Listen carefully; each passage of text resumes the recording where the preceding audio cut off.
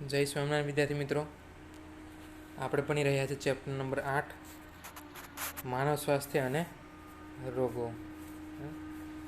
તો એની અંદર આપણે લાસ્ટ લેક્ચરની અંદર જોયું હતું કે જે સ્વાસ્થ્ય છે એ સ્વાસ્થ્ય કોને કહેવાય, બરાબર. અને સ્વાસ્થ્ય આપણે ખાલી શારીરિક રીતે સ્વાસ્થ્ય નહીં, અને આપણે ત્રણેય પ્રકારે જોયા હતા કે સામાજિક, શારીરિક અને માનસિક ત્રણેય રીતે સ્વાસ્થ્ય હોવા જોઈએ, બરાબર. અને સ્વાસ્થ્ય ઉપર કઈ બાબતો પ્રભાવિત થાય, એટલે કે કઈ બાબતો અસર કરે છે એને આપણા સ્વાસ્થ્ય ઉપર, તો એના વિશે જોયું હતું. અને એનું કઈ રીતે જાળવી શકાય આપણે, એના વિશે આપણે અભ્યાસ કર્યો હતો. હવે આજે આપણે જોવાના છીએ છે રોગ, બરાબર. એટલે એવું ઘણી વખત આ પ્રશ્ન પૂછાયેલો રોગ છે કે પ્રશ્ન પૂછાયેલો છે આની અંદર કે રોગ એટલે શું, અથવા તો રોગ કોને કહેવાય અને તેના પ્રકારો જણાવો, અથવા તો રોગના પ્રકારો જણાવો, બરાબર. આ રીતે પ્રશ્ન પૂછાયેલો છે, તો એની વિશે આજે અભ્યાસ કરવાનો છે. તો સર્વ મિત્રો ખાસ ધ્યાન રાખે, બરાબર. આ વિશે તમને ખ્યાલ જ છે મોટા ભાગે, પણ તેમ છતાં આપણે અહીંયા ચર્ચા કરી લઈએ, બરાબર. તો રોગ શું છે, બરાબર. તો જ્યારે એક કે વધુ અંગો, બરાબર, એટલે કે શરીરના એક કે એક કરતાં વધારે અંગો કે જે તંત્ર કાર્યોની પ્રતિકૂળ અસરો થાય, એટલે જે કાર્યો તંત્રોના અથવા તો અંગોના જે કાર્યો છે એની પ્રતિકૂળ અસરો થાય, જેના કારણે કેટલાક ચિહ્નો કે લક્ષણો જોવા મળે છે, બરાબર. જેને કારણે શું થાય, તો કે કેટલાક ચિહ્નો કે લક્ષણો જોવા મળે છે, ત્યારે આપણે કહીએ છીએ કે આપણે સ્વસ્થ એટલે કે તંદુરસ્ત નથી અને આપણને રોગ થયો છે, બરાબર.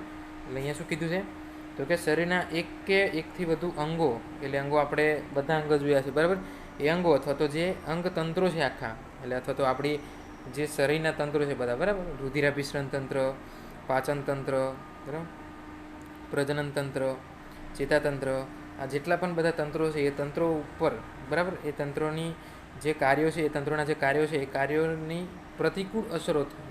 પ્રતિકૂળ એટલે કે જેમ ચાલે છે એમ નહીં, અનુકૂળની રીતે નહીં, બરાબર. જે પ્રમાણે રેગ્યુલર જે આપણું, ધારો કે આપણે રુધિરાભિસરણ તંત્ર જોઈએ, બરાબર. તો રુધિરાભિસરણ તંત્રની અંદર શું છે, તો કે હૃદય છે એ હૃદય સતત ધબકતું રહે અને લોહીને પ્રેશર આપતું રહે, અને લોહી છે એ શિરાઓ અને ધમનીઓ દ્વારા આખા શરીરની અંદર વહન પામતું રહે, બરાબર. પણ એ તંત્ર છે આખું રુધિરાભિસરણ તંત્રની, એની અંદર જે અંગો છે, અંગો એટલે કે લોહી છે, આપણે હૃદય છે, શિરા છે, ધમનીઓ છે, એ બધું છે, એમાં તો કંઈક પ્રતિકૂળ અસર થાય. એટલે કે ધારો કે શિરા છે અથવા તો ધમની છે એ બરાબર લોહીનું પરિભ્રમણ ના કરી શકે, અથવા તો હૃદય છે એ હૃદય બરાબર પ્રેશર ના આપી શકે, બરાબર. તો એ શું થયું કહેવાય, તો એની પ્રતિકૂળ અસર થઈ કહેવાય. અને એ પ્રતિકૂળ અસરના કારણે જે ચિહ્નો કે લક્ષણો જોવા મળે છે, બરાબર, ચિહ્નો કે લક્ષણો જોવા મળે છે એને આપણે સ્વસ્થ નથી, એટલે કે આપણને રોગ થયો છે એવું આપણે કહી શકીએ છીએ, બરાબર. તો એની અંદર આપણે બીજું જોઈએ તો ચેતાતંત્રની વાત કરીએ. તો ચેતાતંત્ર છે એ આપણા મગજ અને જે સ્પાઇનલ કોર્ડ છે, એટલે કે કરોડરજ્જુ સાથે, એટલે પશુ મગજ અને કરોડરજ્જુ સાથે જોડાયેલા છે. હવે એ ચેતાતંત્રની અંદર અમુક ચેતાઓ કામ કરતી બંધ થઈ જાય, એટલે કે અમુક અંગ અથવા તો એ તંત્ર છે એ કામ કરતું બંધ થઈ જાય, એની પ્રતિકૂળ અસર થાય. તો એના લક્ષણો શું જોવા મળશે આપણને, તો કે એના લક્ષણો જોવા મળશે કે આપણને જે પેરાલિસિસ થાય છે, જેને કહીએ છીએ કે અમુક હાથ અથવા તો અમુક પગ અથવા તો અમુક અંગ કામ કરતું થઈ જાય, બરાબર. એ શેના કારણે થાય, તો કે એને જોડાયેલી જે ચેતા છે એ ચેતા કામ કરતી બંધ થઈ જાય ત્યારે. તો આ રીતે તો ઘણું બધું છે, બરાબર. એટલે આ રીતે તો બીજા ઘણા બધા એવા કાર્યો છે કે જે એમનું જે રેગ્યુલર ચાલવું જોઈએ. ધારો કે આપણે શ્વસન તંત્રની વાત કરીએ, શ્વસન તંત્રની અંદર જોઈએ છે કે જે નાક દ્વારા આપણે શ્વાસોશ્વાસ કરીએ છીએ, એટલે કે નાક અને મોઢા દ્વારા શ્વાસ લઈએ છીએ અને બહાર કાઢીએ છીએ, તો એ જે કાર્ય છે એ કાર્યની અંદર જો કોઈ પ્રોબ્લેમ થાય, એટલે કે આપણે સામાન્ય રીતે જોઈએ કે શરદી, બરાબર. તો એ શરદી થઈ જાય છે, તો શરદી દ્વારા આપણને પછી શ્વાસ લેવામાં પણ તકલીફ પડે છે અને શ્વસનની પ્રક્રિયામાં તકલીફ પડે છે, બરાબર. તો એ જે ઘટના છે એવી ઘટનાઓને શું કહેવામાં આવશે, આપણે રોગ તરીકે ઓળખવામાં આવશે, અથવા તો એ જે અસર છે અસરને શું કહેવામાં આવશે, એને રોગ તરીકે ઓળખવામાં આવશે. હવે એ જે રોગ છે એ રોગને મુખ્યત્વે બે સમૂહોમાં વહેંચવામાં આવે છે. બે સમૂહો કયા, ચેપી રોગ અને બિનચેપી રોગ, બરાબર. ચેપી અને બિનચેપી રોગ તો બધાને ખ્યાલ જ છે. હવે ચેપી કોને કહેવાય છે, તો કે જે રોગો એક વ્યક્તિમાંથી બીજી વ્યક્તિમાં સરળતાથી ફેલાશે, બરાબર. એટલે જે રોગ છે, કોઈ પણ રોગ છે, એ રોગ એક વ્યક્તિમાંથી બીજી વ્યક્તિમાં સરળતાથી ફેલાઈ જાય તેને કેવો કહેવામાં આવે, તેને ચેપી રોગ કહેવામાં આવે છે. ચેપી રોગો સામાન્ય છે, એટલે જે ચેપી રોગો છે કેવા છે, સામાન્ય છે, જે આપણે ક્યારેક તેના શિકાર થઈ જ જઈએ છીએ, બરાબર. એટલે જે છે એ સામાન્ય છે અને આપણે તેના ક્યારેક ને ક્યારેક, બરાબર. અત્યારે કોઈ એવું વ્યક્તિ ના હોય કે જેને ચેપી રોગ ના થયો હોય, બરાબર.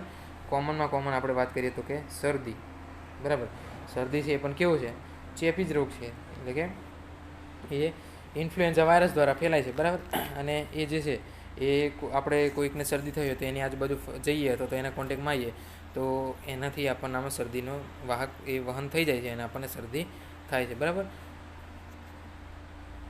આ રોગો વિવિધ પ્રકારના વાહકો જેવા કે વાયરસ, બેક્ટેરિયા, ફૂગ, પ્રજીવ અને કૃમિઓ દ્વારા ફેલાય છે, બરાબર. એને વાહકો કીધા. વાહકો એટલે કે જે વાહકો છે એટલે કે જેના દ્વારા રોગ થાય છે, બરાબર. અને એ કયા તો કે વાયરસ છે, બેક્ટેરિયા છે, ફૂગ છે, પ્રજીવ છે અને કૃમિઓ, બરાબર.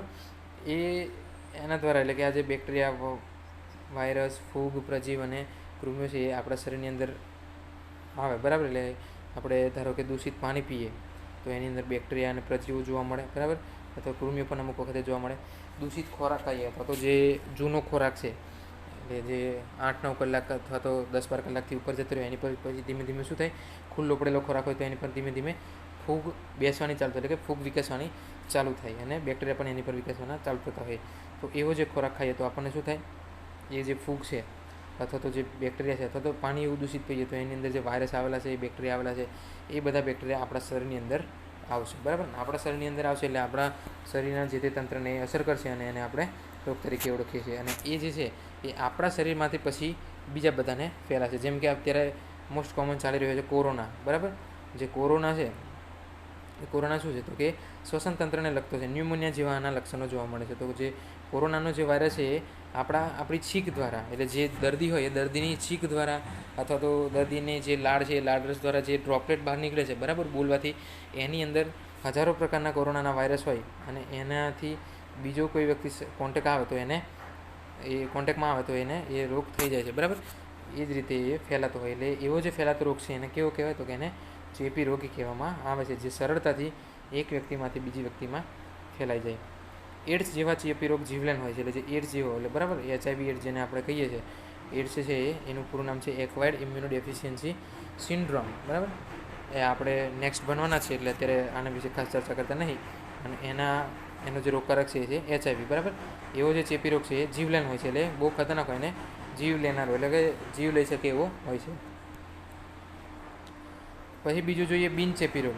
તો આ રોગો જે વ્યક્તિઓમાં વિકસે છે તે તેમના પૂરતા જ મર્યાદિત રહે છે. એટલે જે બિનચેપી રોગ એ કેવો હોય તો કે જે વ્યક્તિની અંદર વિકાસ પામે અથવા તો જે વ્યક્તિની અંદર રોગ થાય એ એમના પૂરતો જ મર્યાદિત રહે, એટલે કે એમના પૂરતો જ એ રોગ રહે છે અને અન્ય વ્યક્તિમાં ફેલાતો નથી, એટલે કે અન્ય કોઈ બીજી વ્યક્તિ છે એની અંદર ફેલાતો નથી, બરાબર. એને બિનચેપી રોગ કહેવામાં આવે. પેલો ચેપીનો હતું એક વ્યક્તિમાંથી બીજી વ્યક્તિમાં સરળતાથી ફેલાઈ જાય, અને જે બિનચેપી છે એ બિનચેપી જે તે વ્યક્તિની અંદર જ રહે અને બીજા વ્યક્તિની અંદર ફેલાતો નથી. બિનચેપી રોગોમાં કેન્સર મૃત્યુનું મુખ્ય કારણ છે. એટલે જે કેન્સર રોગ છે, બરાબર, એ રોગ કેવો છે તો કે બિનચેપી છે અને એ કેન્સર થાય છે એને મોટાભાગે એવું કહેવામાં આવે છે કે જે કેન્સર હોય એ મૃત્યુ એનું નિશ્ચિત થઈ જાય છે, બરાબર. નશાકારક પદાર્થો અને આલ્કોહોલનું સેવન પણ આપણા સ્વાસ્થ્યને પ્રતિકૂળ રીતે પ્રભાવિત કરે છે. એટલે જે નશાકારક પદાર્થો છે એ જેનાથી આપણે કહીએ છીએ કે અફીણ, ગાંજો, પછી આજે બીજું નાના મોટા જે ગુટકાને બધું ખાઈએ છીએ એ, અને આલ્કોહોલ એટલે કે જેને આપણે દારૂ કહીએ છીએ, તો એનું જે સેવન કરનાર છે એનું સ્વાસ્થ્ય કેવું પડતું જાય છે તો કે એનું સ્વાસ્થ્ય નબળું થતું જતું હોય છે, બરાબર.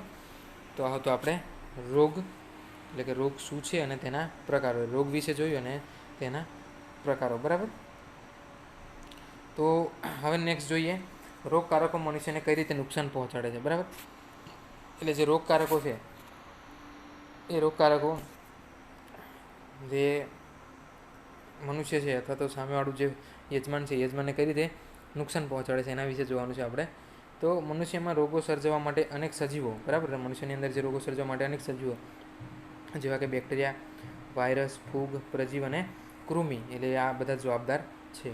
આવા રોગ પ્રેરક સજીવોને રોગકારક કહેવામાં આવે છે. એટલે રોગકારક કોને કહેવાય તો કે જેના દ્વારા, બરાબર, જેના દ્વારા રોગ થાય એને શું કહેવામાં આવે છે, એને રોગકારક કહેવામાં આવે છે. જેવા કે બેક્ટેરિયા છે, વાયરસ છે, ફૂગ છે, પ્રજીવ છે અને કરમિયા જેને આપણે કૃમિ તરીકે પણ ઓળખીએ છીએ એ છે, બરાબર. તો એવા જે સજીવો છે એને શું કહેવામાં આવે ને રોગકારક કહેવામાં આવે છે અને એને ઇંગ્લિશમાં પેથોજન કહેવામાં આવે છે, બરાબર. પેથોજન અથવા તો પેથોજન્સ કહેવામાં આવે છે. બધા પરોપજીવીઓ રોગકારક છે કારણ કે તેઓ યજમાનના દેહમાં કે દેહ ઉપર રહીને તેને નુકસાન પહોંચાડે છે. એટલે જેટલા પણ પરોપજીવી સજીવો છે બરાબર, એ કેવા છે તો કે રોગકારક છે. પણ આની અંદર આપણે એમ ઊંધું સમજીએ બરાબર, બધા પરોપજીવીઓ ખરેખર એવા હોતા નથી. પણ કેવી રીતે થશે તો કે જે રોગકારકો છે બરાબર, એ રોગકારકો જેટલા પણ રોગકારકો છે એ કેવા છે તો કે બધા પરોપજીવીઓ છે. બધા પરોપજીવીઓ એટલે કેવા તો કે કોઈ પણ રોગકારક સજીવ હોય એ સજીવ હંમેશા યજમાનના જે શરીર છે અથવા તો યજમાનનો જે દેહ છે એની અંદર અથવા તો એની ઉપર રહીને તેને નુકસાન પહોંચાડતું હોય છે બરાબર. તો એટલે એવું કહી શકાય છે જે પરોપજીવી છે. એટલે જેટલા પણ રોગકારકો છે કેવા છે તો કે પરોપજીવી છે બરાબર. તે યજમાનના દેહમાં અથવા તો દેહ ઉપર રહીને તેને નુકસાન પહોંચાડે છે. એટલે આપણે પરોપજીવનની વ્યાખ્યા તો બધાને ખબર જ છે બરાબર. રોગકારકો આપણા શરીરમાં અનેક પ્રકારે પ્રવેશી ઘૂનન પામી આપણી આવશ્યક ક્રિયાઓમાં ખલેલ પહોંચાડે છે. પરિણામે બાહ્યાકાર અને કાર્યાત્મક ક્ષતિ સર્જાય છે બરાબર. એટલે જે રોગકારકો એ શું કરે તો કે આપણા શરીરમાં અનેક પ્રકાર એટલે અલગ અલગ રીતે પ્રવેશે છે. ઘૂનન પામે એટલે કે એનું મલ્ટિપ્લિકેશન, એટલે કે એ એક જે બેક્ટેરિયા છે અથવા તો એક વાયરસ આપણા શરીરની અંદર આવે તો એકમાંથી પછી હજારો બેક્ટેરિયા અથવા તો હજારો પ્રજીવો અથવા તો હજારો વાયરસ એ આપણી અંદર બનતા હોય શરીરની અંદર. એને શું કહેવાય છે? એને ઘૂનન પામવું કહેવામાં આવે છે. અને એ ઘૂનન પામી પછી આપણી આવશ્યક ક્રિયાઓ છે એ આવશ્યક ક્રિયાઓને ખલેલ પહોંચાડે છે. એટલે કે ખલેલ એટલે કે જે ડિસ્ટર્બ ઊભું કરે બરાબર. આપણે જે રેગ્યુલર જે નોર્મલ ક્રિયા ચાલતી હોય એ ક્રિયા નહીં ચાલે અને એમાંથી ખલેલ પહોંચે. આ બધા વિશે આપણે એક જ્યારે રોગ બનવાનો આવશે આગળ ત્યારે ડિટેલમાં ભણીશું કે કયો જે પ્રજીવ છે અથવા તો કયો જે બેક્ટેરિયા છે કઈ રીતે આવે બરાબર, અને કઈ રીતે ઘૂનન પામે અને કઈ રીતે ખલેલ પહોંચાડે છે બરાબર.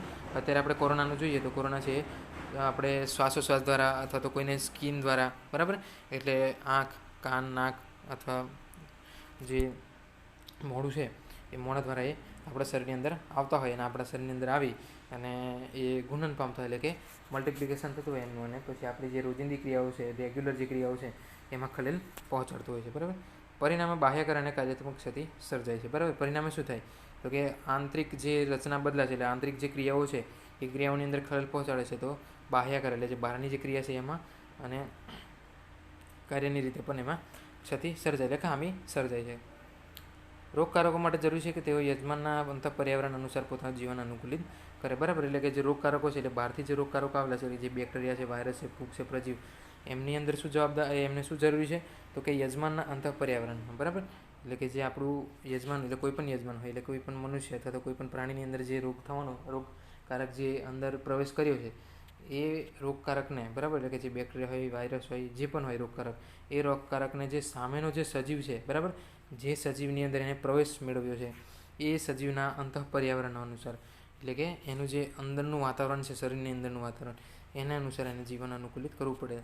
અથવા જો અનુકૂલન ના પામે તો એ જે બહારથી આવેલો જે પેથોજન છે એટલે કે જે રોગકારક છે એ સર્વાઈવ કરી શકશે નહીં, એટલે કે જીવી શકશે નહીં બરાબર.